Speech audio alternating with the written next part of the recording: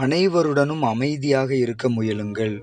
குறுகிய காலத்தில் மனிதனுடைய வாழ்க்கை முடிந்து போகும் சூழ்நிலை இருப்பதால், யாரிடத்திலும் எதிர்த்து நின்று உங்கள் பலத்தை நிரூபிக்க எண்ணாமல், அனைவருடனும் அமைதியாக இருக்க முயலுங்கள். ஒருவரை பற்றி வெறுப்பும் கோபமும் மேலோங்கும் பொழுது, உங்கள் மரணத்தை பற்றி ஒரு நிமிடம் சிந்தித்து பாருங்கள்.